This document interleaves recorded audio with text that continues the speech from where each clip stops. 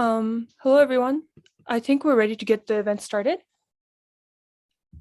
So this is an event that is in collaboration with Omdena, and the Bhutanese partner here is the DHI Department of Innovation and Technology.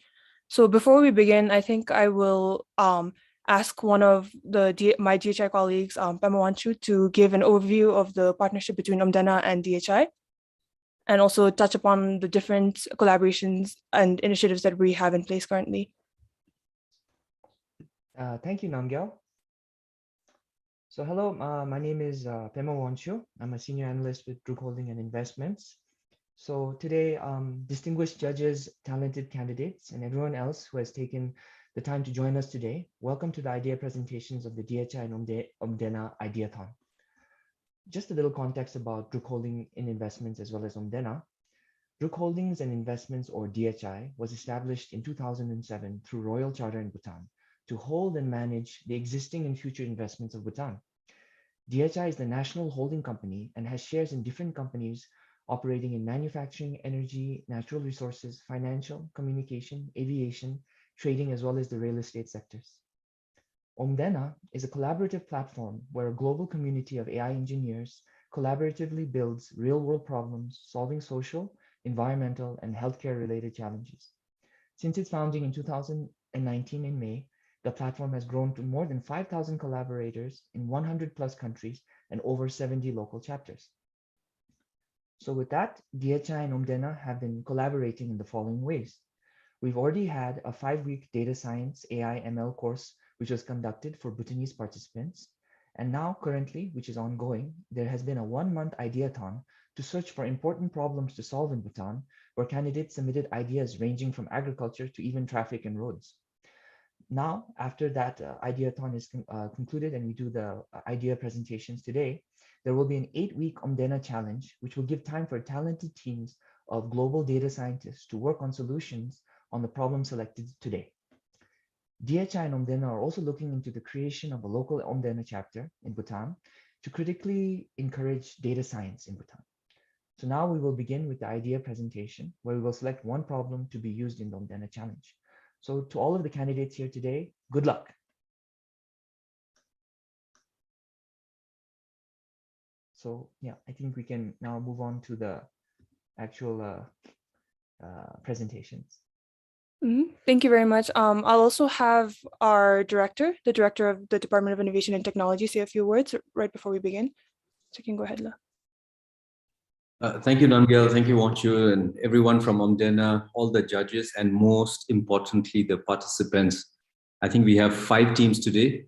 I'm personally very excited, and thank you so much for all the teams. I think we had about 35 different ideas that were submitted, and out of that, we have 5 today. And as Wanchu was mentioning, that out of the 5, we'll have 1 to be selected, which will then be, of course, as a challenge used for solving by participants around the world, and from especially with the network of Omdena. Thank you so much. Just to put a context to this, I think we have provided a brief background of DHI, and DHI and Omdena has partnered, looking for local chapters and looking to see all the participants, the 5 different projects today, and look forward to have the best to be developed as a solution. Just to provide a context, again, the Innovation and Technology Department at DHI is a new endeavor, and we hope and to collaborate with talents in Bhutan and around the world. And this is an important message I want to pass on to all the participants here, all the people watching on Facebook Live or anything, but please do spread the message that from DHI, the Druk Holding Investments in Bhutan and Omdena partnership, and through the Innotech department, we want to reach out to the talents around the world and work together to collaborate together.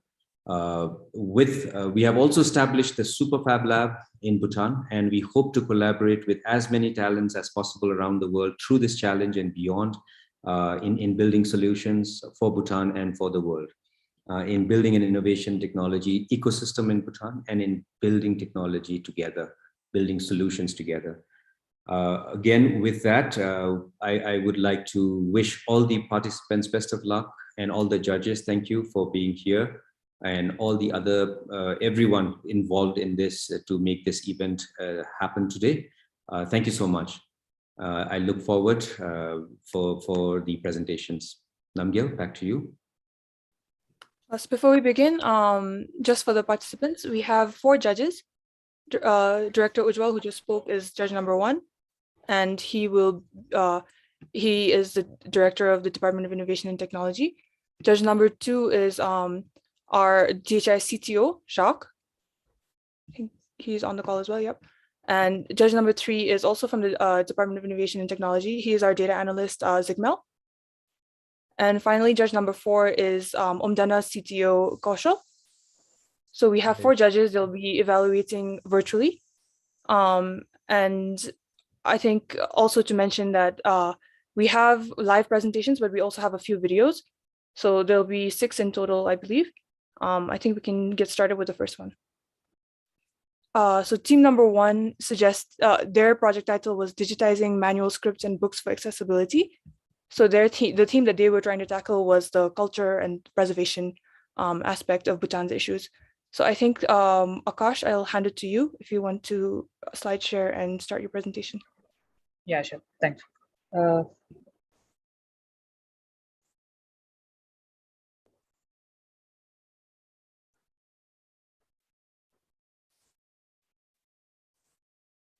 Okay, so let me just.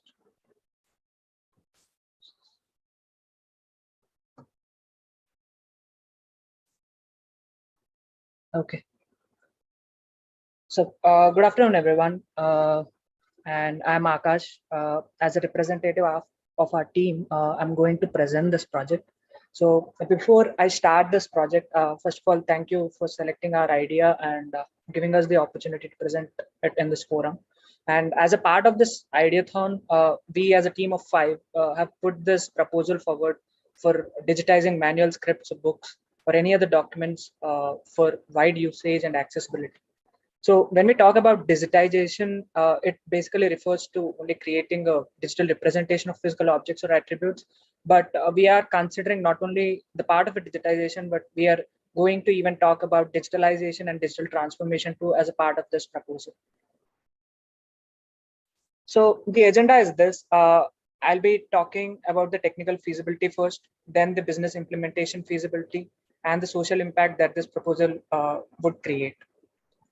Starting with the technical feasibility, our proposal is that to build an end-to-end pipeline which considers a digitized version of a document or a work in the Bhutanese national language, which is Dzongkha, and as an input and translates the same document or any work into English. So we'll be using the methods such as using NLP and different machine learning or deep learning models in order to make this translation work, and also to convert. For now, we are thinking about converting it into English, and we can even take it forward and convert it into any desired other language.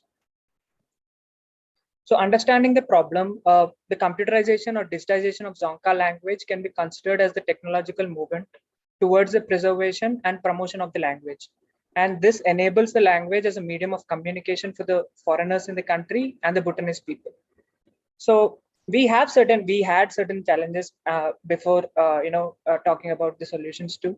There are certain challenges to address because Dzongkha is basically written as a string of syllables without any explicit word delimiters. So there are certain challenges as such, but the solution, I would take it forward. What we are proposing is that we will make a language translation model, and we will be testing by providing the input in our in one language and getting it translated the output into any desired language. So we are starting with it. We are starting this with English for now, but we can translate it into any desired language.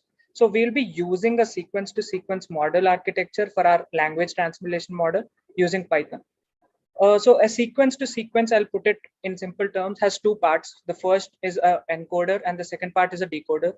Both the features are 2 different neural networks, and they are combined into one giant neural network. So an encoder model's task is to understand the input sequence by after applying all the text cleaning mechanisms and create a smaller vector representation so that the computer or the model can understand. And then the encoder model forwards the created vector to a decoder network, which generates a sequence that is an output vector representing the model's output. So there are different kinds of techniques involved in the solution, like word embedding techniques. So the different word embedding techniques like CBOW or skipgram. So we will be using all those, which gives us the better accuracy in order to decode the our input and convert it into the desired language. So the first thing is basically a sample diagram of how the architecture would look like. And the second one is a sample data solution that we have tried on our own using the resources that are present online in order to convert, the English word into Zonka language. So the last word, if you see, that wasn't given as an input. So we give input a couple of words as an input and an output as a dictionary. You can consider it to be a dictionary. So the last word wasn't given in the sample data. So that is why it did not understand it. Moving on, I'll also talk about the current research that is going on, as in Meta AI or the Facebook has already built a single AI model called NLLB 200, which is a dense 1.3 billion transformer models. So that is the first one to translate across 200 different languages with the state-of-art quality. But the thing is, when I went to the, this is available in Hugging Face. So when I went, this is an open source project. We can even contribute to that. So when I went and wanted to translate some, words from Zonka to English, the accuracy was very poor. So the word that I've given over there was campus, but I got a result like it's school. So, the research is going on and it's not up to the mark for Zonka. Coming to the business implementation feasibility.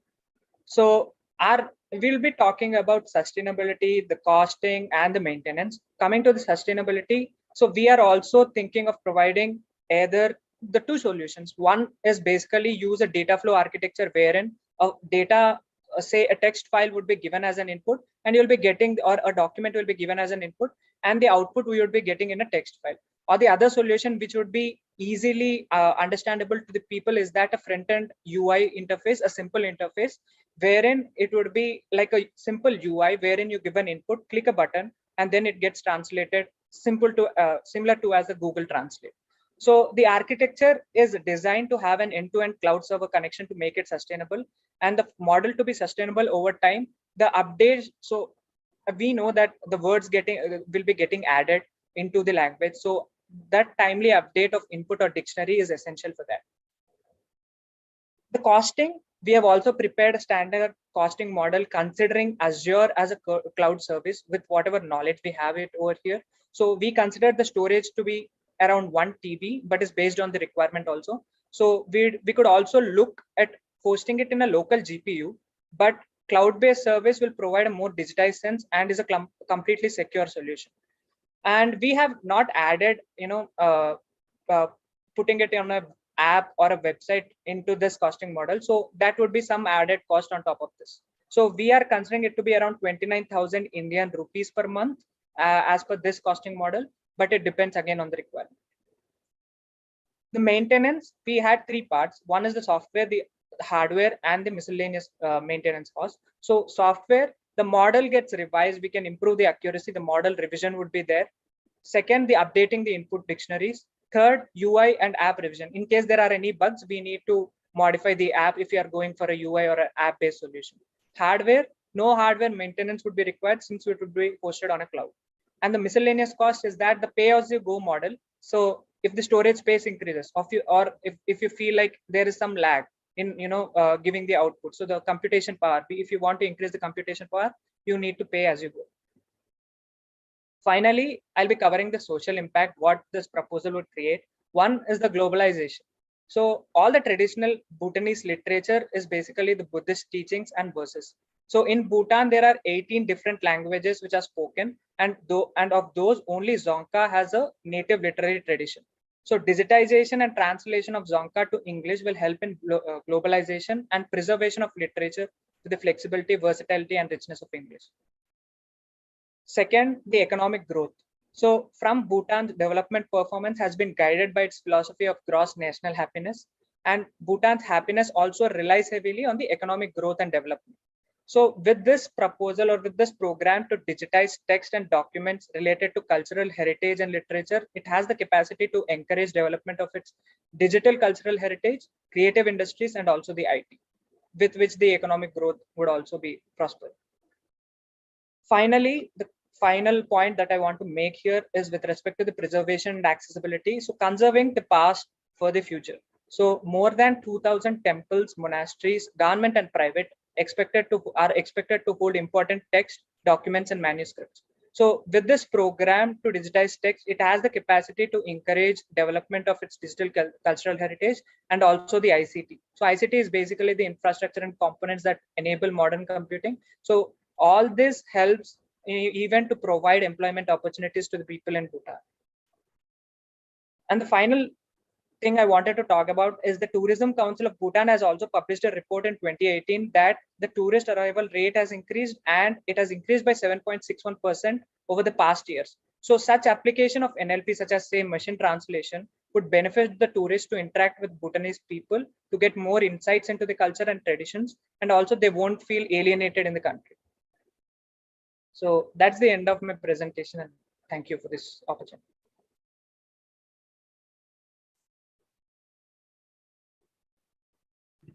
Thank you, Akash. If we have any questions from the judges, I'd like to invite our 4 judges to unmute yourselves and ask them. I have a question. Yeah.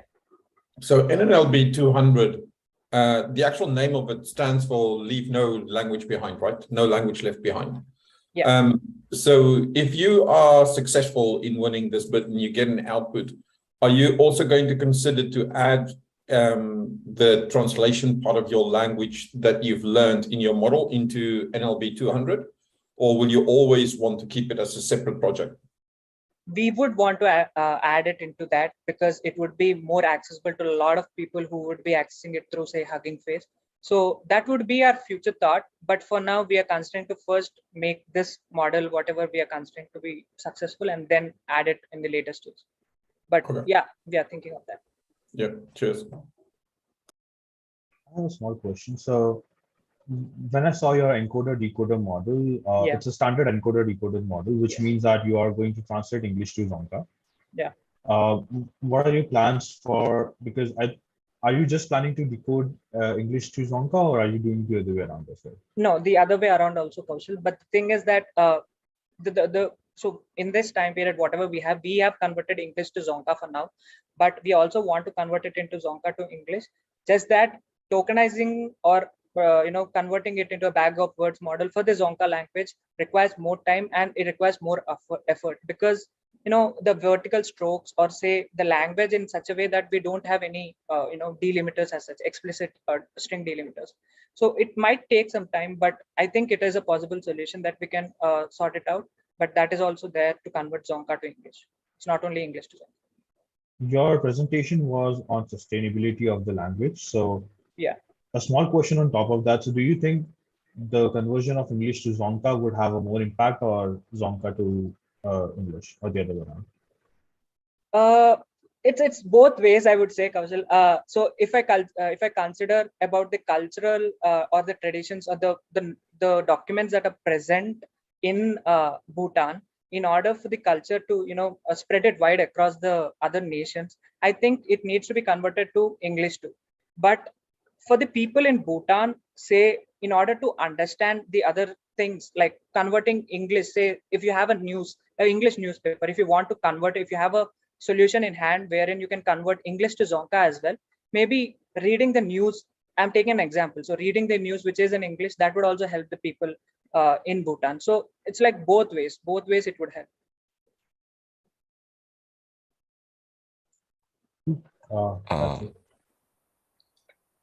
So currently, I think, thank you for the presentation. Currently, you mentioned that you have a list of words from English to Zonka. Yeah. And going forward, you want to implement English to Zonka, Zonka to English, but not just words, even sentences, paragraphs. Yes. So what are some of the constraints that you feel like you would come across in terms of like, would you need a whole team of experts in the Dzongkha language to work with your team? I would say it would be helpful if we have a team of experts who can help with us. But the constraints, if I talk about, say so we have a set of words, like we can use a dictionary in order to give it as an input for Dzongkha to English and English to Dzongkha. But considering the words, we also want to make it like if you give an input of a sentence as an input, it needs to convert it in both the languages. So when you want to convert a sentence, the problem is that sometimes the conversion, or say the wording placement, might be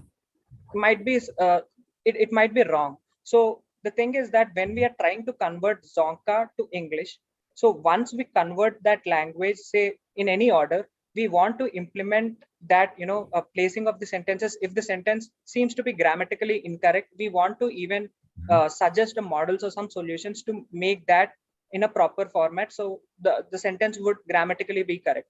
So that is one constraint that I thought about. But the main constraint right now is first to devise a solution to convert Dzongkha to English, and then also take it forward for regarding the sentences as such.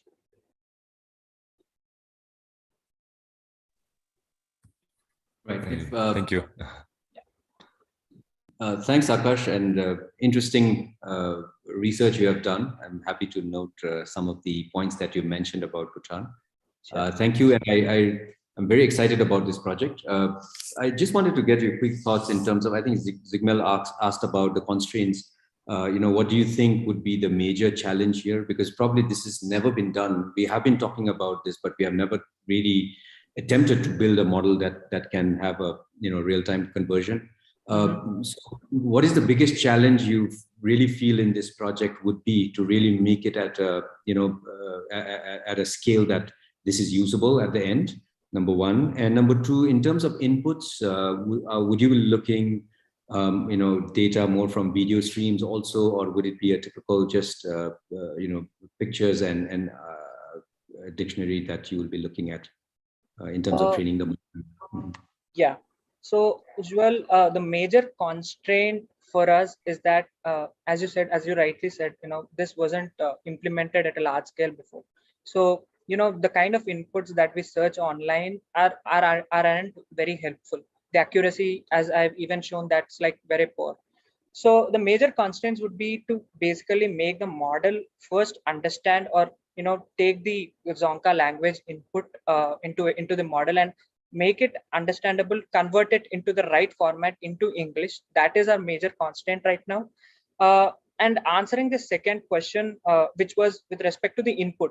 So what I've thought is that for now, we have a set of dictionary words that I've already downloaded even for this presentation. So the dictionary has a lot of words, but we have to even give the input as sentences. So the sentences, it goes on, as in it's not a set of sentences that we can take about. So the sentences, we are also taking of sentences, but the video streams that you have talked about, the idea is that the documents, whatever we give, so the document, it might be a Word document or a say a PDF document, which might even have images. So the thing is that we are also thinking of, if we have an image in the PDF, using an OCR wherein it can recognize the sentences in the PDF is also one thought we had. But giving, for now, we thought of the dictionary would cover all the words. So that is one input, and also the PDF wherein using OCR to give it is also one other input we are thinking of. Even the images in PDF. So that is also we are considering. Video streams, not much we have thought about it, honestly. Right. Thank you, Akash. Sure.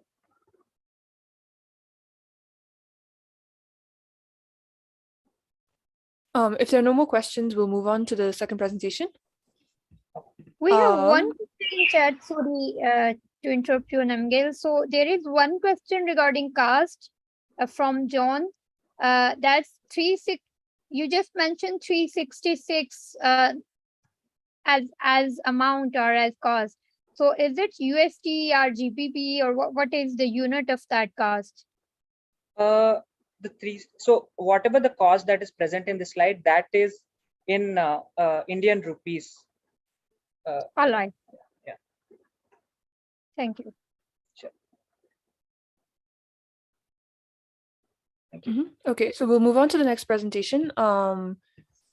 We have another global idea. This is Milind Soni, and his idea is titled Payment Condition Monitoring Using AI. So I'll hand it over to Milind, and you can share your screen whenever you're ready. Yes, greetings everyone. So I will be presenting on payment condition index. Payment. I'll just share my presentation.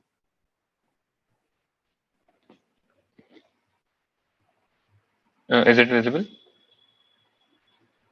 Yep, we can all see it. Okay, awesome. So payment condition monitoring using artificial intelligence. So roads are really important for any country. Like this problem is global. If you so I really love Bhutan. Like I've only seen it in pictures, but I really find it very intriguing, very awesome, and I'd love to travel there. So the Bhutanese tourism industry has grown to become the major contributing factor to the Bhutanese economy. As we saw in the last presentation, it is the tourism industry has been growing by 7.6% every year. So the economy, the tourism economy is creating countless employment opportunities and generating additional revenue for the government as well. So while government is committed to building a sustainable and safe space for the people, the Omdena community can assist Bhutan in solving some of the major problems faced by the country and accelerate the development. So Bhutan has like 8,050 kilometers of roads completed in the kingdom. Only around 60% are actually paved with concrete or asphalt. So this is a global problem, right? Whenever there is rain, whenever there are harsh climate conditions, the roads get affected in every country. The road network plays a vital role in the economic development of a country. Agriculture, tourism, industrialization, everything is dependent on roads. From June to mid October, it's monsoon season in Bhutan, and with abundant rainfall of around 100 millimeters, it might affect the road. It does. So during each monsoon in Bhutan, there might be a problem of deterioration of pavement surfaces. As you can see in the images, the roads are damaged due to the rain, and it is very important to manage them. It is very important to track all these defects because it gets difficult to manage by the authorities where the defects are located, how severe are the defects, right? So it is difficult to keep a track in real time of all the road damages that occur, and processes to assess the damage is completely manual. So there is one person traveling throughout the road, assessing the damages, and it's very time consuming, and it's completely manual right now. The costly time consuming procedure for collecting the data is only compounded by the fact that it must be done with a relatively high frequency to ensure the data is up to date. So rains can happen anytime, right? So it's really difficult to keep a real time track of all the damages on the roads, which might affect, which can prove to be very dangerous for the people that are traveling there. Can we automatically detect and classify the severity of road damage by exploiting just a video footage taken from a smartphone camera? Can everyone participate in making their city better? Can computer vision help? The answer is yes, it can. You can see in the image, this is how it's done. Just from a footage, you can detect the severity of the damage and where it's located, and also the geographic location of the defect. So what the solution I'm proposing is an AI assisted platform which could be able to automatically assess the picture that is clicked by the user of the app, calculate the pavement condition index. So pavement condition index basically is a score that is given to the roads, which determines the severity of the damage in the road, or what is the health of the road at the given place. So an AI assisted platform which can identify common road defects. So there are several kinds of defects: potholes, cracks, alligator cracks, and whatnot. So many kinds of defects that need to be detected instantaneously so that the people are safe. You need to geo-track the defect. So what does geo-tracking mean? Geo-tracking means locating where the defect is on the map, exactly at the point, so that everyone can be alerted about it. Displaying it on the web portal for authorities to access. So the road authority of Bhutan may be able to access the web portal and see exactly where the defect is, what the severity of it is, and act on it instantaneously. So the data set can be collected through direct public participation and CCTV footages as well, because if we are looking for an app which will be downloaded on all the people's phone, we will be able to inculcate public participation, direct public participation, who can help in the managing the roads that are around them. So what does the platform workflow looks like? So a user clicks a photo, the photo goes into the ML pipeline, the business logic, where the image processing model does its magic on it. It locates the defect, it calculates the severity, it geotags the defect, where the defect is located on the map of Bhutan, and it sends the image to PCI calculation, where the severity of the damage is calculated. All of this data is then transferred to a database or a dashboard where the admins can actively monitor the defects, where it's located, what the severity is, and if it has been acted upon or not. So what are the roles and responsibilities that will be required to make such a project? So we'll need app developers, we need computer vision and data engineers, we'll need backend engineers, and we'll need website developers. So app developers for building the front end intuitive UI for the app that everyone can use. A computer vision engineer and data scientist who can train object detection algorithms and devise a PCI formula for calculating the severity of the defects. Backend engineers for creating the API so that the website developers and app developers can use it easily, and the website developers to create the admin portal.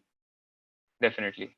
And people at Omdena have all of these skills. Uh, Everyone is really, really talented in each of these domains, and they have already worked on such kinds of projects where such expertise is already needed. So I feel they would be the right people to take this project forward with. So what is the social impact of this project? So we are empowering people to make them a part of the solution.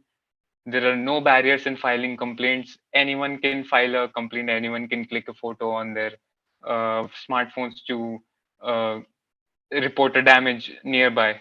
Everyone from simple rural farmer to well-educated person can file complaints with the same ease, because this app does not take much resources, because all of it is done in the server. They just need to send a photo.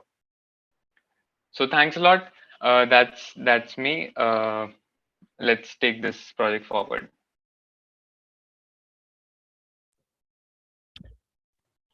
Thank you. If there are any questions from the judges, please go ahead. I can't. Sorry.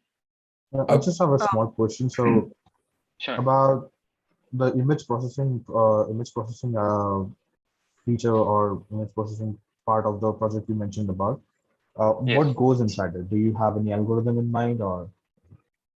Yeah, definitely. So there are several different algorithms.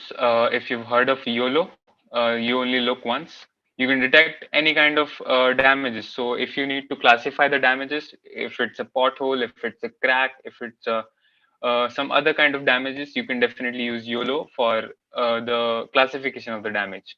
Further, if you need to calculate the severity of damage, you need to apply some image segmentation algorithms. So from an image, if you apply segmentation, if you have an idea of the area of the road and the area of the area shown in the picture, you can definitely apply segmentation algorithms where you can easily calculate the severity of the damage, where you can isolate the whole pothole from the image and then calculate the severity of it.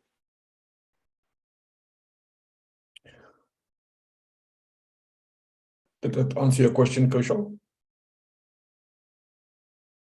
Yeah, it does. Okay, I'll answer. I'll ask a question. So,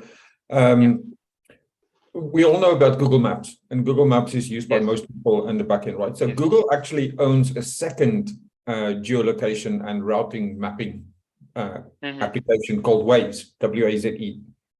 And Waze is very similar to what you're proposing in the sense that it doesn't rely on static data as much as Google Maps, so that you can use it offline. Waze you have to use in an online way. So while you're traveling, it relies on everybody driving on the road to mark obstacles in the road, like there's debris on the road or there's a car park next to the road and stuff. And in a place like Australia, where I'm right now, it works great. But when I'm in Bhutan, Waze really struggles to work. And the reason it struggles to work is there are still predominantly 2G and 3G networks being used in Bhutan for internet connection. And the proliferation of smartphones isn't that high yet because the internet is so slow. And the internet is also extremely expensive. So my concern with a solution like this is, I like the idea a lot. Don't get me wrong. I really like the idea a lot. I live there. I know how bad the roads are, and especially in rainy season, the roads are really bad. We get a lot of mudslides and things like that. So I think it's a great idea. The problem is the technology, whether we would be able to get the right take-up and whether the internet and the 3G and 4G networks that are in the country would support. So I have a solution for this. I definitely have thought of this because Bhutan is relatively isolated from the rest of the world, but they do use messaging services like Telegram or any other messaging services. So definitely we can build a chatbot where the user does not even have to open an app. They can just click a photo on the chatbot. They can send it to the chatbot, which requires very minimal data and very less connectivity. Like it does not require much data to just upload an image through a chatbot, and the chatbot sends the image to the server, and the processing happens at the server, and that's how you get everything is reported. Okay. So yeah, thanks. It's very easy to develop a chatbot in Telegram API if you I've developed some. So yeah, that's the solution that I can think of. I would have gone with a very much more different solution where I would have translated the image into RGB, made it black and white, and then just sent the code rather than anything to compress the image. That's a good approach to this. All right, thanks a lot. Thanks a lot. Hi Milan, a quick question. Sure. Interesting challenge and interesting solution. As Jacques mentioned, I think this is a problem that needs to be tackled.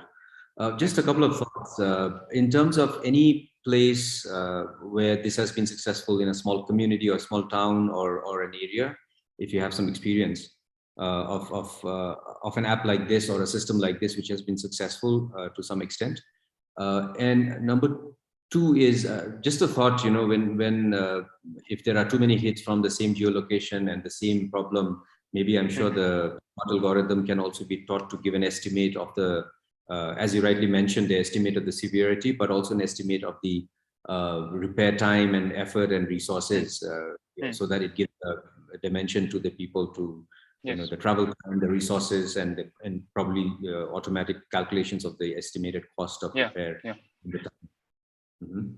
So the idea for this project started with a simple hackathon that I did here in India. So Smart India Hackathon is a very popular hackathon here, which every university student almost participates in. So I was the finalist with this idea. Me and my team has already developed an app like that, but we haven't tested out in real world cases in real scenarios. But I do have the working prototype with me, which I can show you the screenshots of, or the working video of it, definitely, if you would like to see. Should I? Sure. If Sorry, time permits. Hear you. Yeah, time permitting, I think we can very quickly.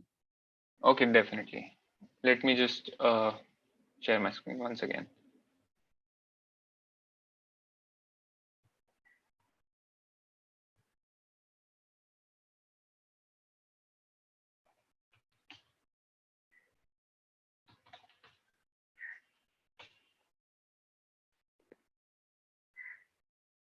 So Just a second, the GIFs are loading. So this is the app that we developed.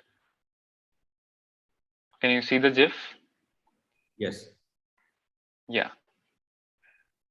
So the user just clicks a photo of the damage to the server, and all the damages are reported with the geotag locations as well.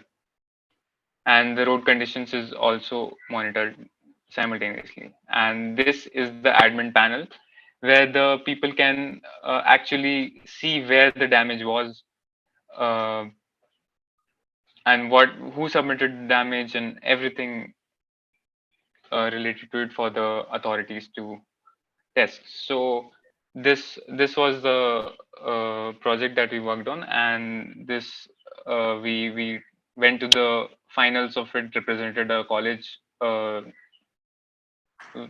represented a college with this idea, and I think it did well. But we are yet to test out in public because we just didn't move forward with it. We didn't have the enough traction or enough enthusiasm, or like the if selected with Omdena, we can definitely test it out in public. We can definitely go forward with it because so many people from so many different places once come together, they will definitely get the sparks going in this. Right. Thank you, Milan. Yeah. Thanks a lot.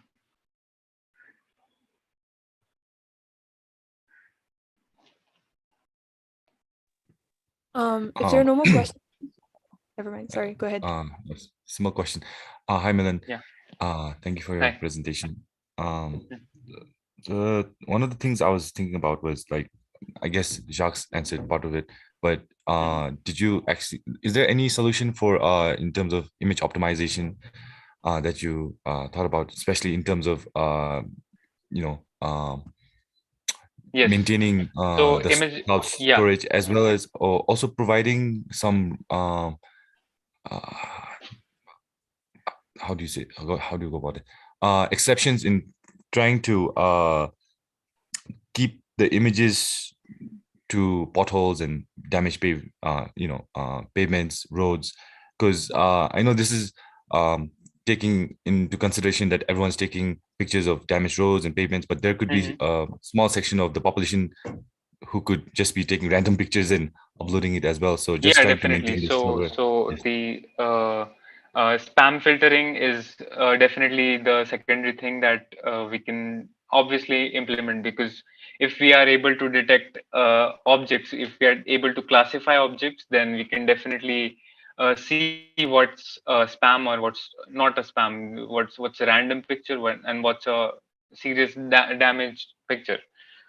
So coming to the optimization part, uh, while while uh, applying this algorithm, we do not need the use of any colors, right?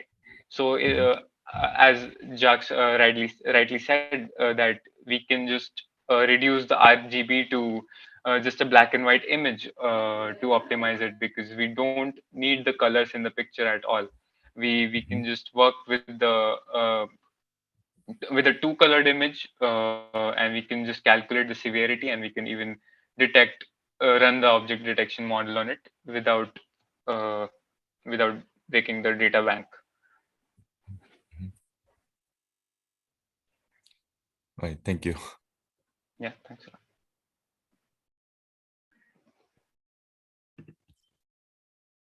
So yes, now if there are no more questions, I think we'll move on to the next team. So the next team tackles agri-tech. I think I see Peace on the call. So Peace, whenever you're ready, you can start screen sharing. All right. I think Milan, you might have to stop screen sharing first. Thank you.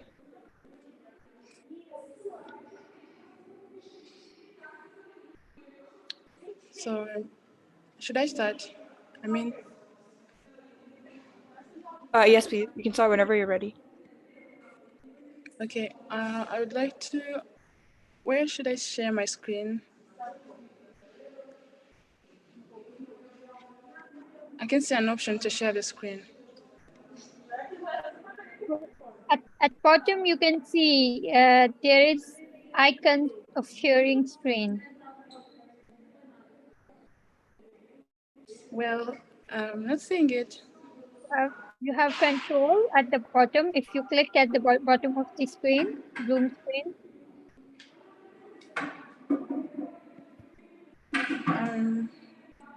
I don't really see it.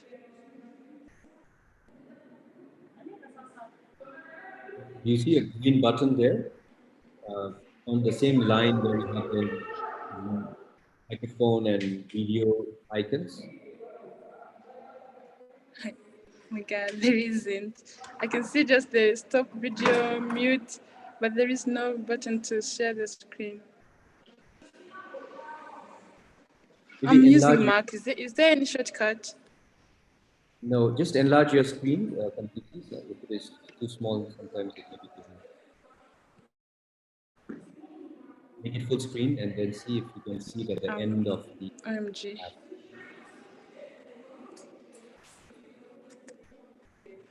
I'm not seeing it. I'm not seeing it. Can you send that through email, or maybe we can move forward with next presenter and we can Yeah. Yeah, I can. So maybe we'll move on with the next team, and you can. I think Aram, can you send your email to Peace so you can share your presentation with Aram over email? All right. Okay.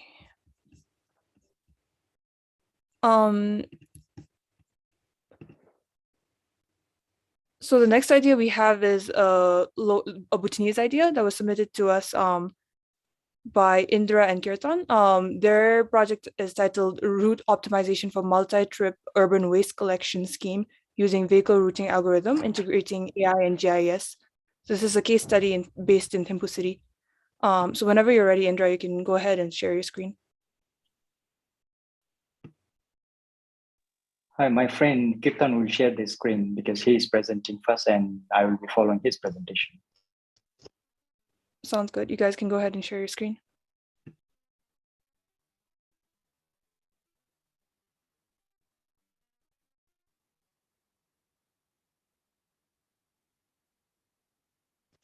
Good afternoon. Let me quickly.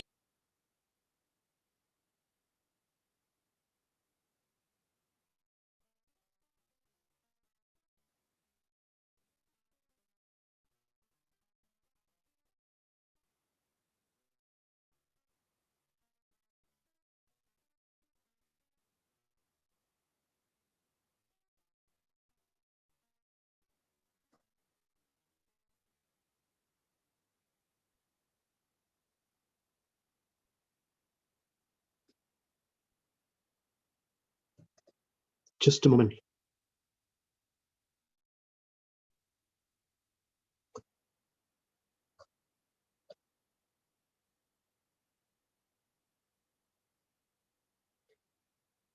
Is it visible right now?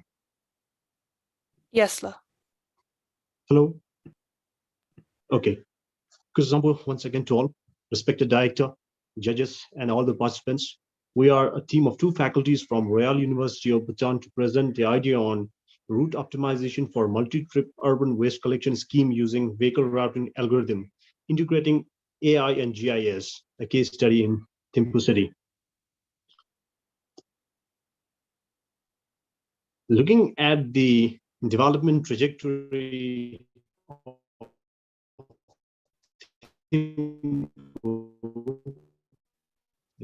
the Thimphu's development rate is way beyond other zonkarks, and the fact that so many people, and it can be forcing that increase in the future. Simultaneously, the issue related to solid waste management would become more challenging. We believe in is another man's treasure. There is a weightage on this code because managing a waste can, managing the waste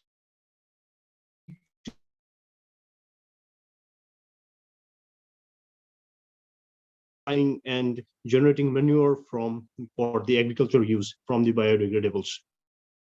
And our main focus here is on management. Of course, there will be more opportunities, but our main goal is to look for management of this waste or a treasure. The solution we are proposing encapsulates multidimensional aspects, such as economic viability.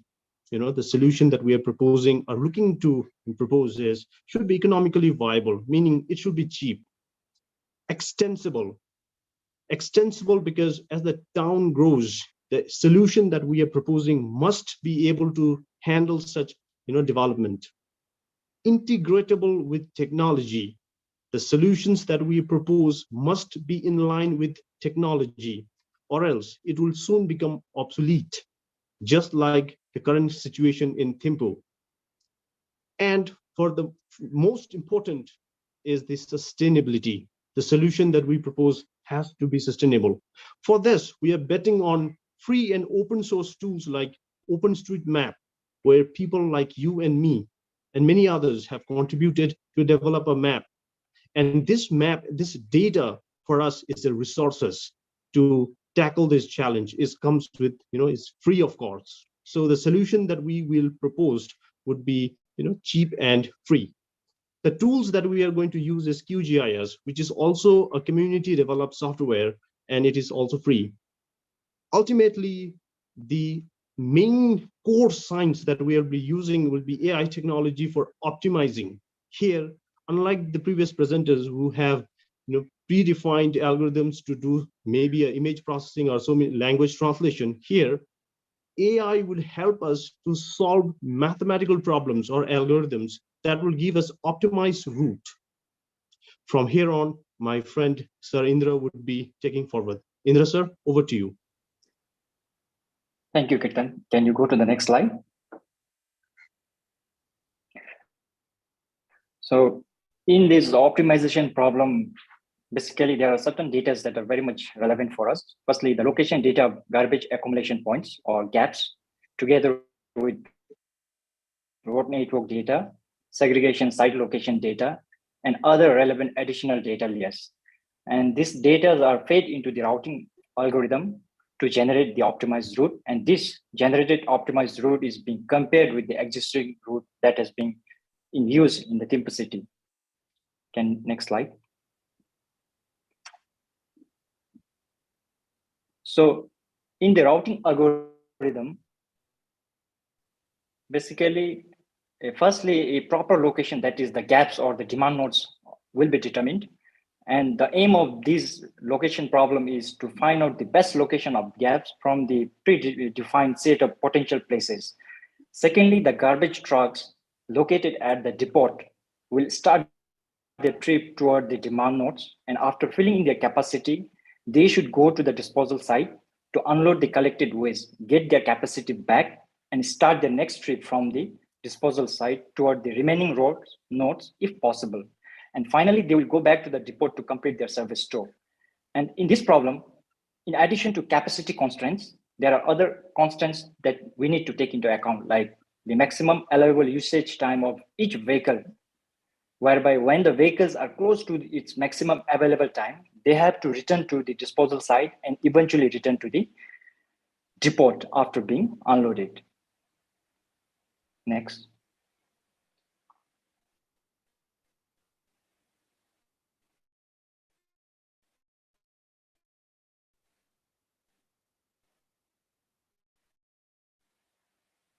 Whereby it covers all the demand nodes with minimum distance of travel in minimal time frame, that each vehicle will take the minimum or the shortest distance to cover each of the demand nodes and finally complete all the demand nodes.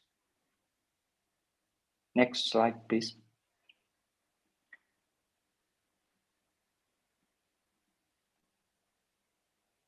And through this project, we have basically two beneficiaries. Firstly, the service provider, that is the municipality, will harness the benefit of an optimized route on the GIS platform for productive improvement in the organization. Secondly, the urban dwellers, that is the city residents, would benefit immensely from real-time information regarding the waste collection for smart management. Because basically, in today's scenario, people are not able to get the exact time when should they dispose of their waste to the gaps or the demand nodes. So this problem would be solved if we are able to solve this through the vehicle routing algorithm. So this is all about our idea for this presentation, and thank you and touch the lab.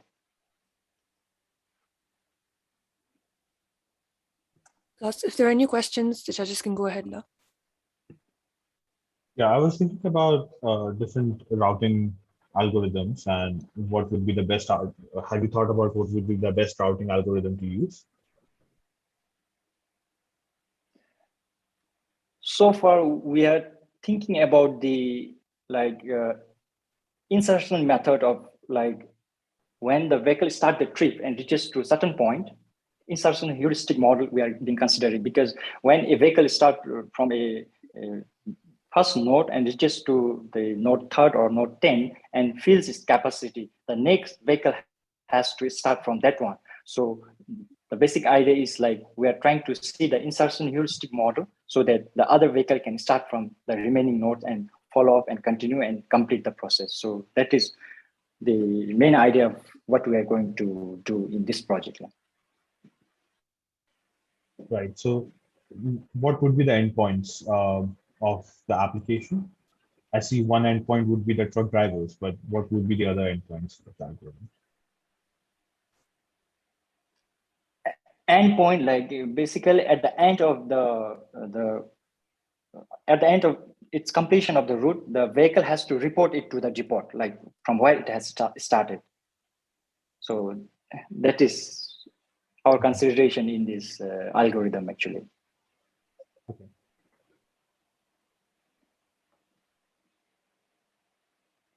And what would be the data source for the algorithms? Data source are since we are having the routes and the paths.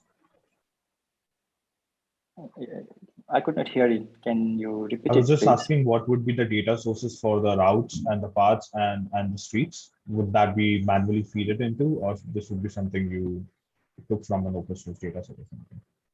So for gaps, we're trying to collect it from the existing gaps that are being practiced in the Timpacity. And in addition, we're also trying to find out other possible gaps that we can add it into our system or make our database so that we can use those gaps together with the existing nodes in the Timpacity. And together, road network data, we can get it from the ministries of Home and Ministry of Works and Human Settlement, so Department of Roads. So I think we're trying to collect all the data from relevant agencies and use it into our model. Okay, thank you. I have a question.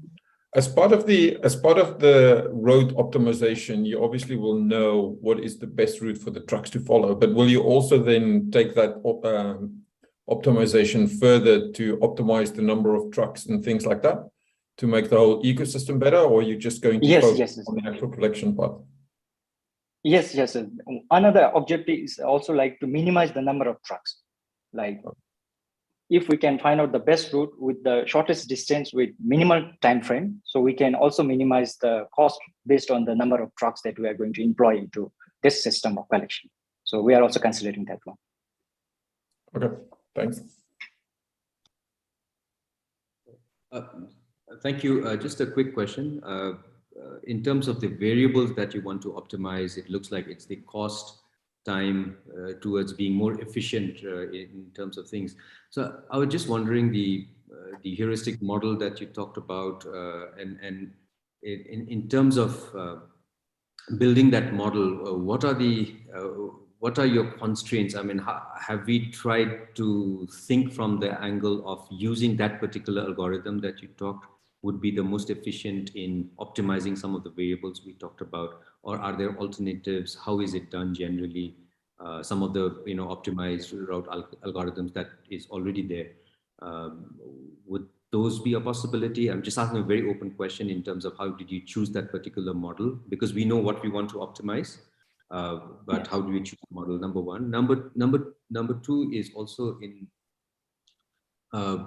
in this particular app, or how the engine that works, you will need some real-time feedback of data from the positions of of the movement of vehicles. Have you all given a thought from that angle also? Thank you.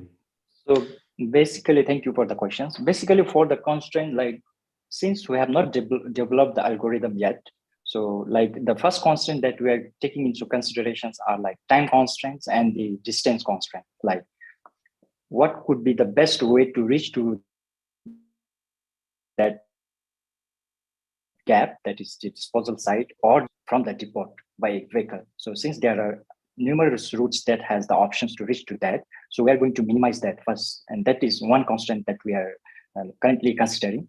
The another constraint is the time. So if the distance is less, definitely the time taken to reach to that lesser. 2 constraints for now, and also like we are using these constraints so that we can give the live location data for the trucks based on the GPS location installed into the trucks. So we are also trying to give some constraints of giving like GPS location or the GPS tracker to the vehicle so that we exactly know that where the vehicle has reached, and the vehicle can communicate with vehicle number 8 to follow this, but yet we have not developed the algorithm for now. Yes, thank you.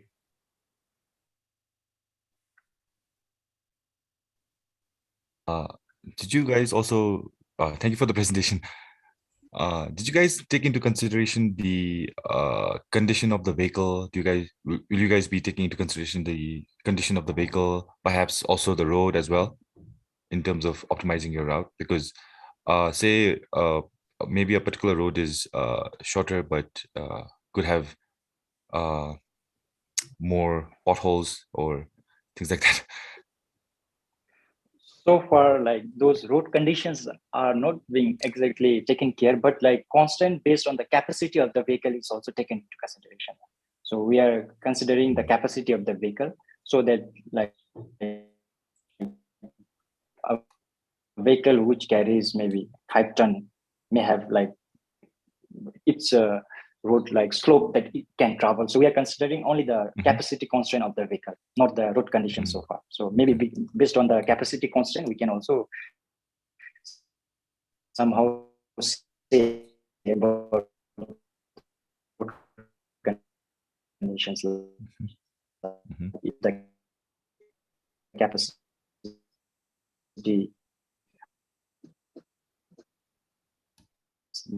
maybe lesser, he can maybe we have cap the vehicle.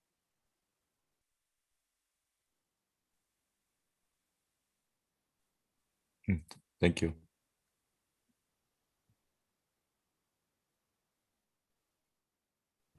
Les, if there are no more questions, we've received the presentation from Peace, so I'll ask Peace to go next. For the judges' information, this is the project titled Digital for Nature. Ms. If you can start screen sharing. Sure, I can.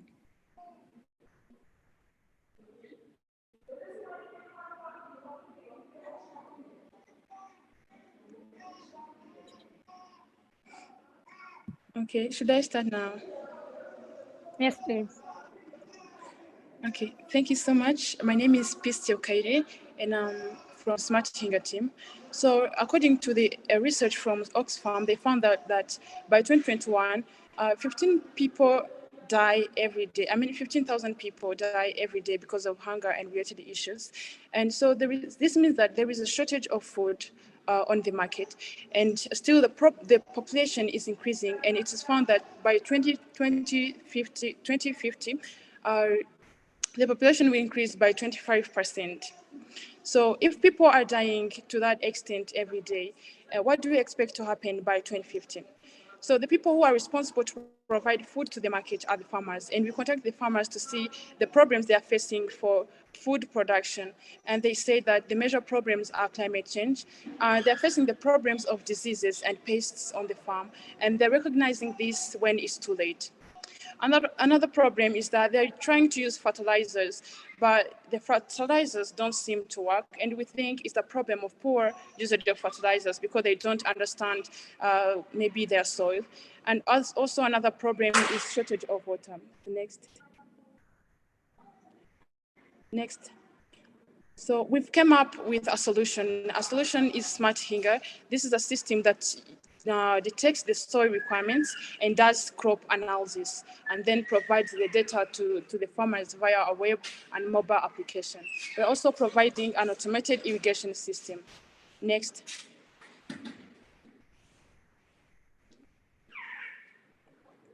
So here is our prototype, a mobile application, a web application. Next.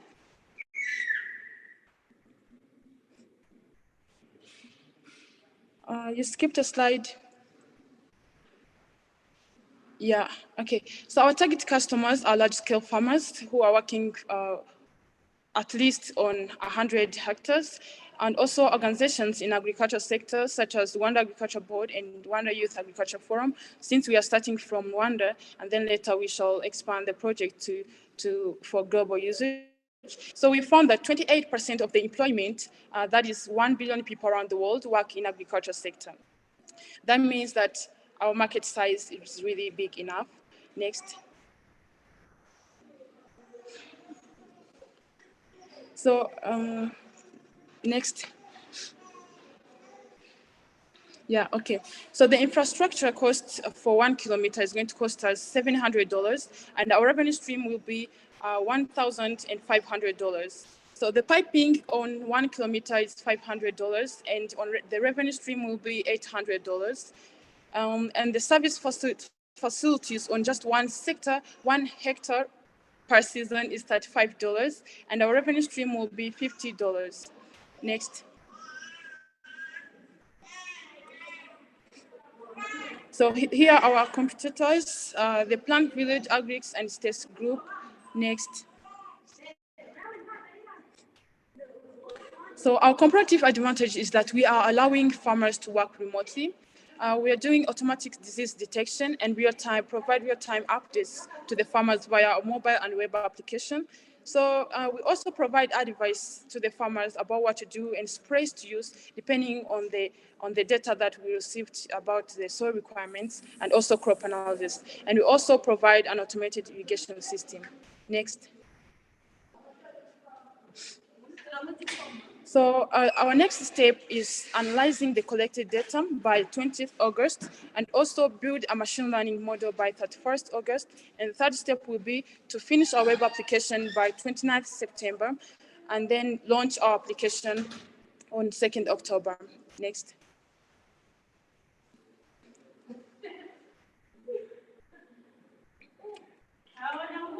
So what we've done so far is that we've successfully set up our irrigation system. We've served our first customer, and then the web application is 80% done, and also the mobile application development is still in progress. Next. So this is our team. On the left, there is Peace. That is me, a software developer and AI engineer with more than 3 years of experience. And then in the middle, we have Gideon, a professional embedded system engineer with more than 6 years of experience. And then on the right, we have Dorcas, experienced business analyst and accountant with more than 5 years of experience. Next. So the web application hosting with maintenance kit, infrastructure materials is all in total going to cost us $3,780 in 6 months. So dear judges, dear investors, and the audience at large, so we have a good team, strong and hardworking team, and to implement this and make this idea a reality, by your support, all this will be possible. Thank you. Next. Thank you. If there are any questions, please go ahead, Love.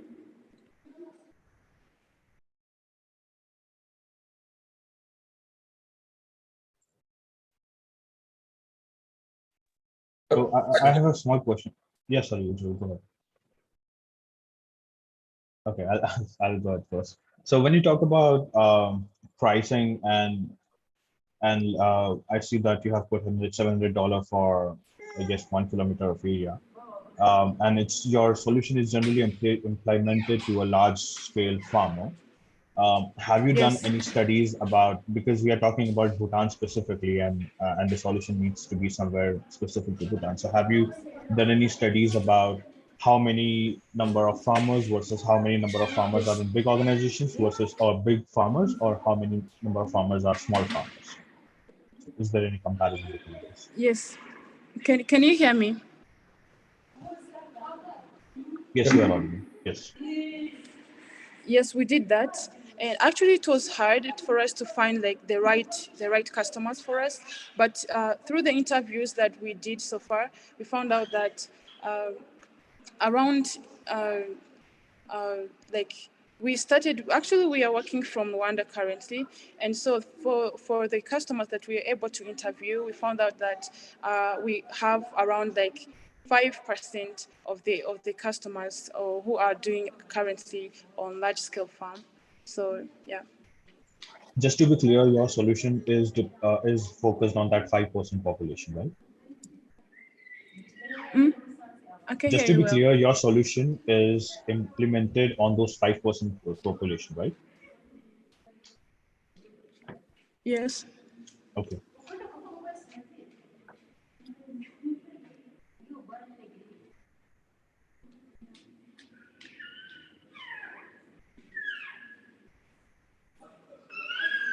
My question was similar. It was the question about the size and looking at how applicable it would be for Bhutan.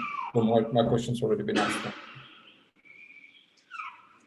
So actually, the reason we chose high-scale farmers is because, you know, for the farmers who will be working from just small-scale farmers, we found out that most of them won't be able to afford our system. So we chose to work with large-scale farmers and even organizations that will be able to afford our system.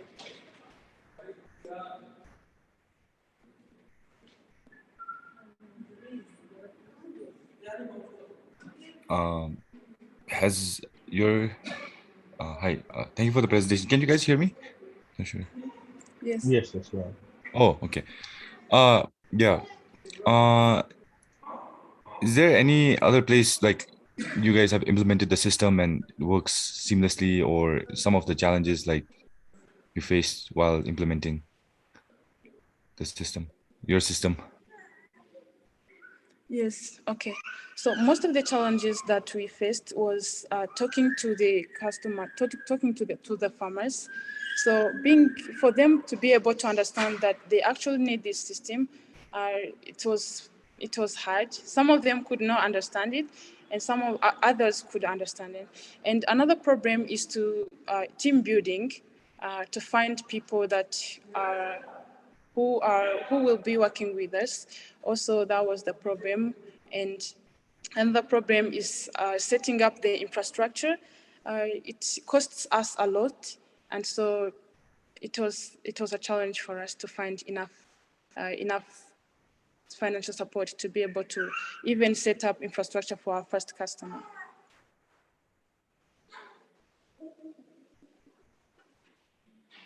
Thank you. Thank you. Thank you. Does that answer the question? Or did you have any follow-up? Yeah. I just want to know, like, what are your thoughts in trying to implement a system like that in a place like Bhutan, especially when you consider different temperature, maybe humidity, altitude-wise, the sensors, the kits could, like, in terms of being affected by the local weather and climate. So if you've done any study along those lines. Yes, as we found out that so many people around the world, not just in one place, are dying of hunger. And we found out the problem is that there is actually a shortage of food, which makes food available on the market very expensive. So for us to find out that how effective our system will be is to see that farmers are actually providing more food to the market, which makes it even less expensive. And so many people can afford our system. So we expect by like 2030 to see the changes of the impacts of our system, where more people actually about at least to the addition of maybe 20% that are access enough food so that deaths of people who are dying from hunger can be reduced. Thank you.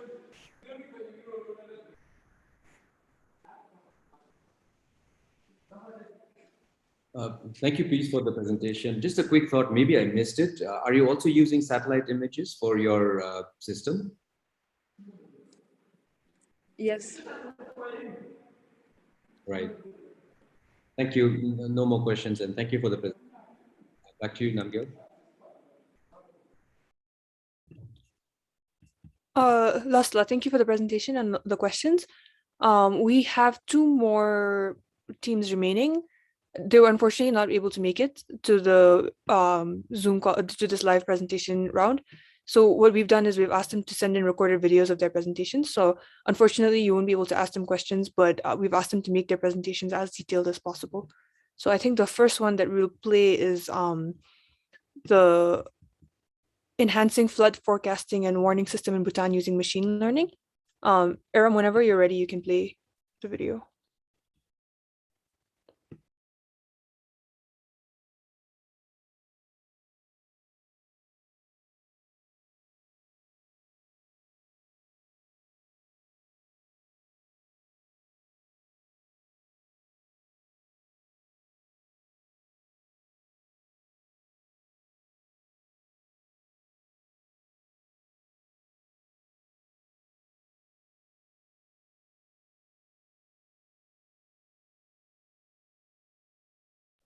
Aaron, there is no audio. Yeah, I'm also not getting the audio. Yeah, so you have to share with audio. Hello, can you hear it properly? Its I can sound hear is what? you, but there is no audio from the video. So you'll have to share your computer screen with audio enabled. So after that, we'll be able to hear you audio. Okay, but I think it should work.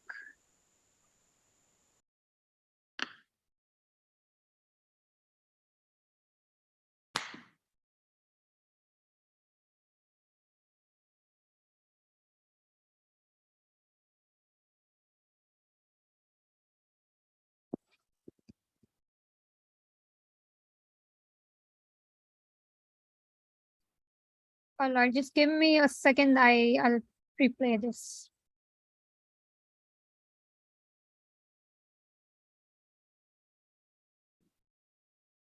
Is it audible now? Good day, everyone.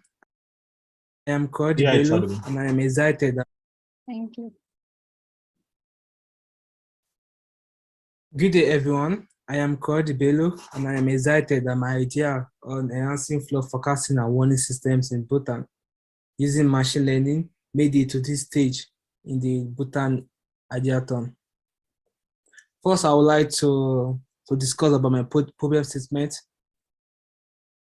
Bhutan, as a country, is experiencing an increase in the number of natural disasters related to hydrometeorological hazards. The country's urban areas are vulnerable to urban flooding. According to historical data, flooding occurs most frequently and is responsible for the largest percentage of mortality in Bhutan. Untimely rainfall, extreme heat, flooding, landslides have become common, leading to seasonal and local water scarcity for drinking and agricultural purposes. Flood forecasting is one of the most challenging and difficult problems in hydrology. However, it is also one of the most important problems in hydrology due to its critical contribution in reducing economic and life losses. In many regions of the world, like Bhutan, flood forecasting is one among the few feasible options to manage floods. Reliability of forecasts has actually increased in the recent years due to the integration of meteorological and hydrological modeling capability and the improvements in data collection and transmission through satellite observations. The World Bank has identified early warning systems for flood as the most cost-effective tool for climate change adaptation. Amongst all options evaluated, it is estimated that for each dollar spent on such systems like the flood forecasting and warning system, $9 of damages are prevented. Machine learning, of course, is well suited to provide reliable flood forecasts at large scales. This is the reason why I've decided to pitch out my idea. Climate change could impact the intensity and frequency of flooding. These charts provide an overview of frequent natural disasters and the impacts of those disasters on human population. As shown, floods are among the most common and deadly natural disasters in the world, and flood warning systems have been shown to be effective in reducing harm. Yet, most of the world's vulnerable population, like Bhutan, does not have access to reliable and actionable warning systems. Next, I will discuss the technical feasibility of my idea. A flood is a costly natural disaster that imposes a considerable risk to many urban areas worldwide. Predicting the flood can help to alleviate the damage that it causes. In recent years, inspired by the success of machine learning in other fields, several people have proposed machine learning-based algorithms for short-time and long-time flood prediction. Existing machine learning algorithms can predict the danger of floods with fair accuracy and time. This is because machine learning can extract useful patterns from data and formulate non-linearity without requiring expert knowledge. This has encouraged many researchers to apply machine learning algorithms for predicting hydrological events. Machine learning, like I said, are powerful tools for designing flood alarm systems. They can rapidly extract meaningful information from large disasters, a task which is almost impossible for human experts to handle manually. The potential of incorporating expert knowledge of both hydrology and machine learning make this project very exciting, and it's going to lead to very more efficient models. Like I've said earlier, the purpose of the flood forecasting and warning system is to alert the public and concerned authorities of an impending flood as much in advance and as much reliability as possible. The main component of the flood forecasting and warning systems include data, which includes the hydrological, meteorological, and physiological data. Then forecasting, which involves analysis of observation as well as prediction of future rainfall, water elevation, and discharge for periods varying for a few hours to a few days ahead, and also dissemination of information to user agency and communities. Among the various products, the most useful outputs of a flood forecasting and warning system are the river elevations, the inundation extent, the time of occurrence, and lead times. And the time of occurrence and for peak discharge with lead times that are sufficient to initiate appropriate responses by authorities and affected populations. This flood forecasting tool will have various social impacts on the lives of people in Bhutan. The majority of the country's agricultural land and infrastructure is located along drainage basins that are highly vulnerable to flooding, particularly riverine flooding caused by heavy rains and glacial melt. The product of this idea will help reduce the adverse effects of flooding.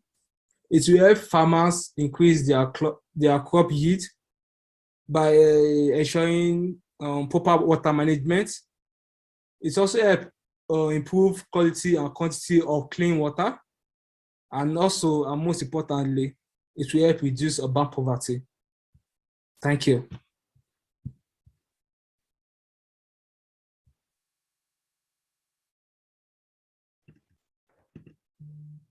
Thank you, Aram. Maybe so now we'll start playing the video for our last team. This is another Bhutanese idea, and it is titled Identifying Associate Factors and Trend in Road Traffic Accident Cases Seen at the Forensic Medicine Department of JDWNRH, which is a local hospital in Thimphu over the past 10 years. So whenever you're ready, you can go ahead and play that video, Aram. All right, please let me know if audio is audible. Hello everyone, I'm Chuni and I, on behalf of my team, would like to present our idea on identifying associated factors and trend in road traffic accident cases seen at the Forensic Medicine Department of JDW NRH Thimphu between the year 2011 to 2020. We believe this project can contribute towards reduction of preventable deaths and specifically in achievement of the SDG target 3.6.1. Often, when we see a headline repeatedly on the national news, on the national television, week after week, month after month, obviously we all become desensitized to it. We become indifferent to it. We don't take it very seriously. But that doesn't really happen, especially in the beginning with the road traffic accident. If the headline reads something like 2 dies in an accident, we all cringe. But after a while, no matter how scary the title may sound, no matter how unimaginable the visuals we see, we all forget after a while. However, when this accident involves someone you know, it takes a while to process, it takes a while to even accept, and it gets you wondering what could be done to prevent, what could have been done to prevent that from happening. I went through a similar thing when we lost a young colleague to road traffic accident, and it got me thinking if there was anything that we could do about it that could at least prevent some of such incidences from happening again. Around that time, that is in the beginning of 2020, I was with the Forensic Medicine Department, and there I came to know that the department has been collecting data on road traffic accident or injuries for past many years, in fact more than a decade. No one has analyzed that data. And at the same time, I also came to know that there was only one paper on burden, pattern and causes of road traffic accidents in our country, and that was also a police record review. And that paper rightly said that road traffic accident is a significant burden to our nation, and there is no coordinated system for data collection and surveillance to monitor the SDG goal 3.6. A recent review titled Bhutan's second voluntary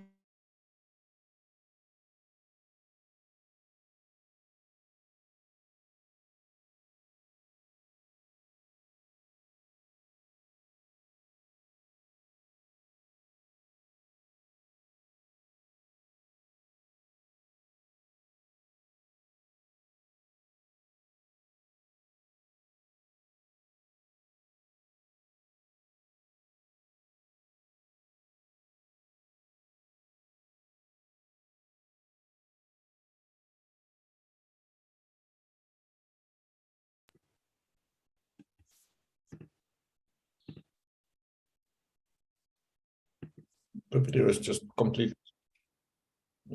I think Aram lost connection. Okay.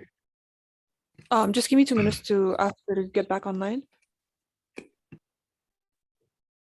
Sure. Thank you.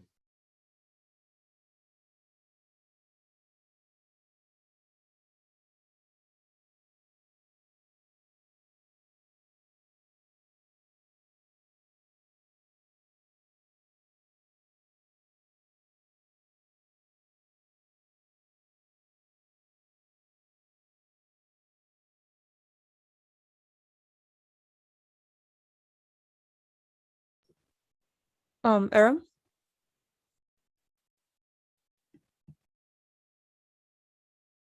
You're on mute. You're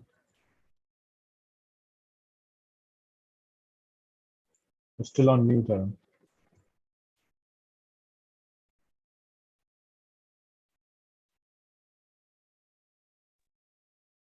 Hello, I'm so sorry. I just disconnected. I didn't realize that. Can you please let me know where should I start? I think it seems about right. One has analyzed 3.15, all right.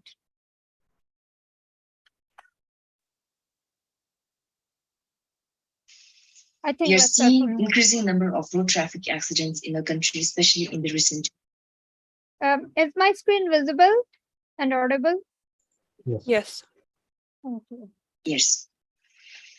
In March, one of the Quincel article headline said that the RSTE is striving to reduce road traffic accidents by 50% by 2030, and that is our SDG target 3.6.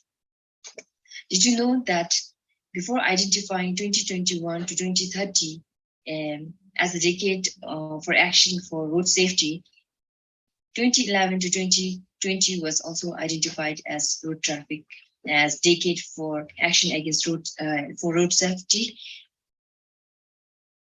Well, we all felt the first target, and that's why we have been given this second opportunity, and that's why we really need to do something about it.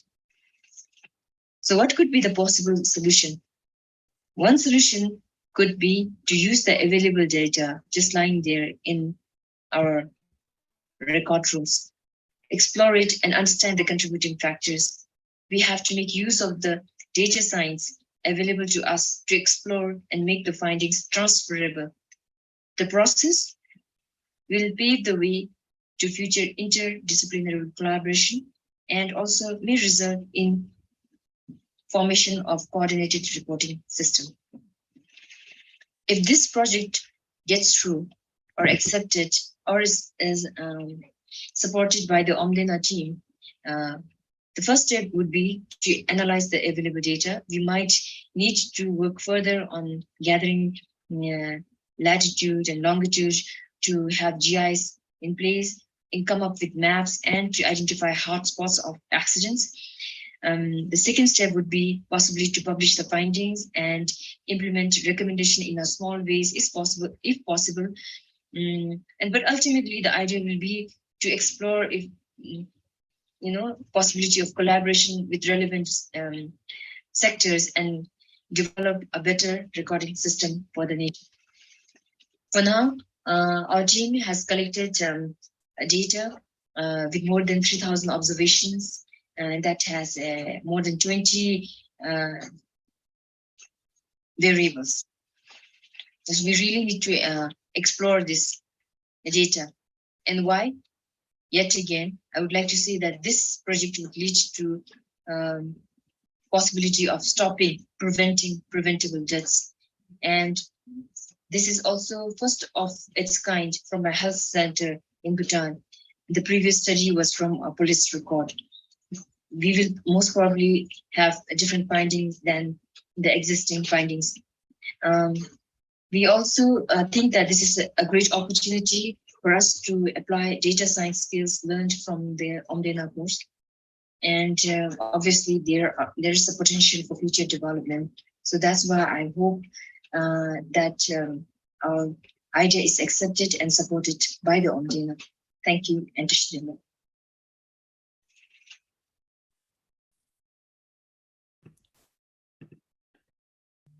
Yes, I think that concludes our last presentation now. For the next 5 minutes, I'm going to ask Aram to pull all of the judges into a breakout room so you can discuss. And if you have any additional questions, we can hear from you when you're back. So Aram, you can go ahead. Thank you. I'm going to add that.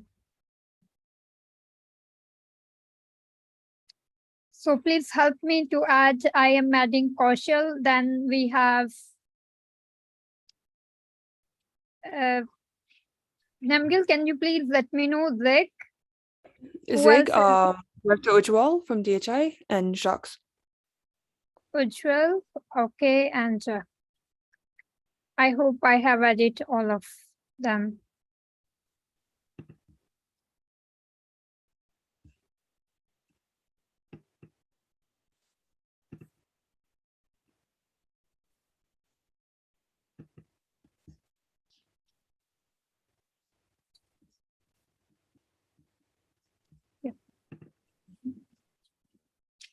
Yep, I think, yep. So for everyone else on the call, we'll take a 5-minute break and we'll see you guys back here when the judges are back.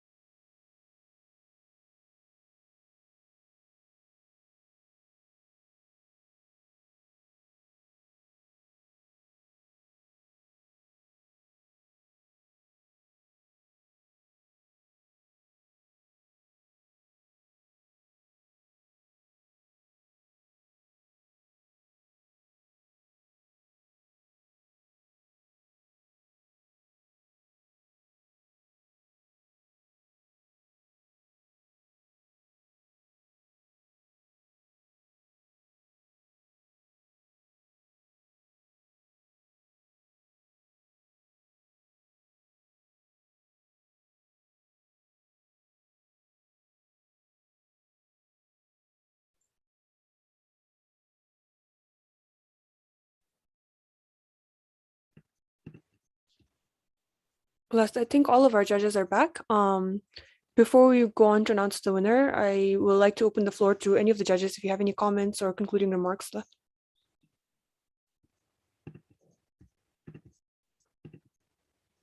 Anyone? I just want to, Namgyal, thank you. Just want to say thank you to everybody, all the participants, all listening to us. Very interesting ideas. And, you know, we hope to build something interesting with this program and the partnership. And again, I want to reiterate, we look forward to partnership. Whatever gets elected, that's one thing. But beyond that, any ideas, this is an innovation hub we are creating in Bhutan. And please spread the word. Please be in touch with us, and we hope to collaborate further. Thank you. Namgyal, back to you.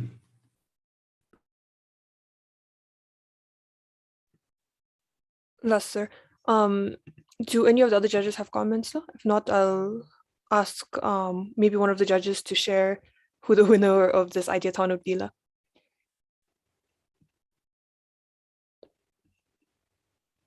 Okay.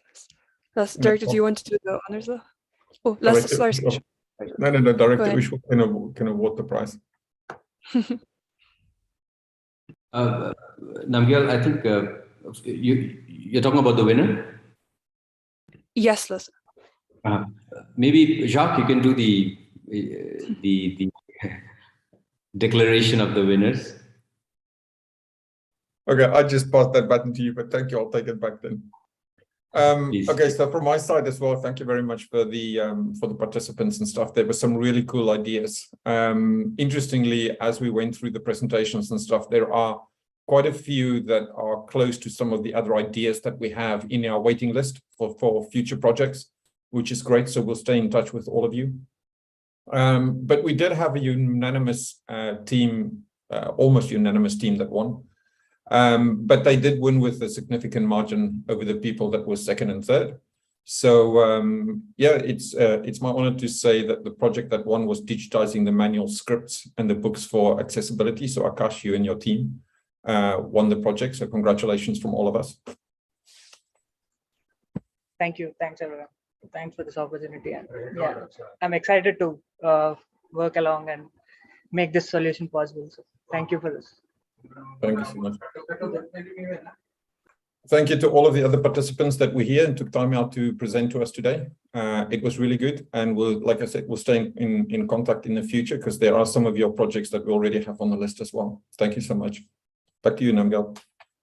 Yes, if I can just tag on to what Jacques has already said, even out of the submissions that we received from the people that weren't selected to be a part of this final presentation, there were a lot of really cool ideas that I think the department will individually get in touch with those teams and see like where we can work together. Of course, congratulations, Akash. We'll also set up an individual meeting with you to discuss the way forward. So I think that concludes our event for today. If anyone else has any concluding remarks, please go ahead.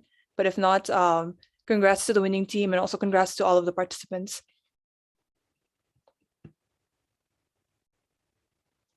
Plus, I'm going to take that as thank you. I'm going to take that as no concluding remarks. So thank you, everyone. Thank you to all of the judges for making time. And then also to the participants for all of your efforts. Yeah, I think that concludes the event. Thank you, everyone. Bye-bye. Bye-bye. Take care. Thank you. Thank you so much for your time. Thank you. Bye, everyone.